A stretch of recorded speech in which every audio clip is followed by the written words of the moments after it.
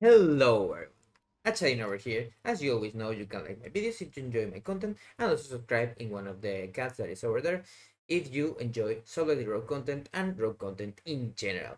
Now let's begin with the video. This will be a fast one. I'm just going to explain the old set and old build that we will have to use in this new 10.2 patch. As you know, there are a lot of things that we have to know for the next tier set, but we also have to play with the old one for a little bit.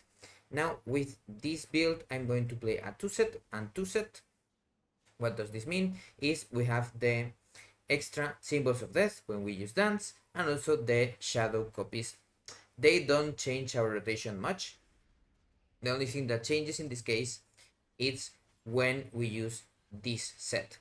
Now, of course, if you are unlucky, you are going to keep using that set, the 4 set from each of those. This 4 set, the other one changes your build, but the old one does not change much. You just get some critical strike damage. As for the build that we will use, it will be this one. You will just change Cold Blood to Echoing Reprimand and this finality point to the Rotten.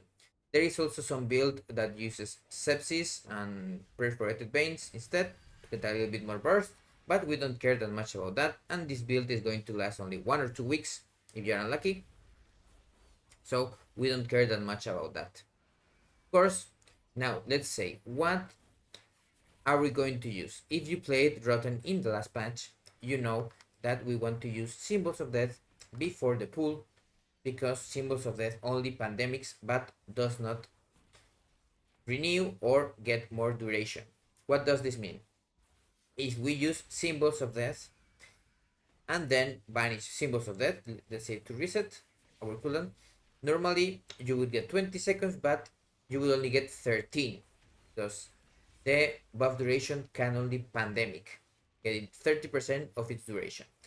That is why you want to use your Symbols of Death before the pool. You will need at least 15 seconds.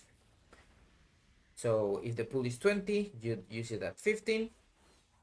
And then when you get the opener and everything, you have your Symbols of Death to use inside dance with no problem. Now, the build itself doesn't use a huge problem or things. We are just going to use the Echoing Reprimand to get these finishers, extra ones. It doesn't change much from things that are important. We are going to use almost the same things that I had said in the other explanation. I'm not even going to do a fast video clip, so let's just do this. We use Symbols of Death, and then wait 15 seconds.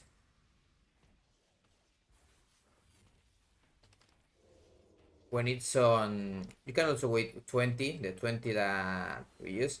But of course, when it's on 7 or 8 or something like that, you can already do the Shadow Strike, Flagellation. Then here, of course, as you know,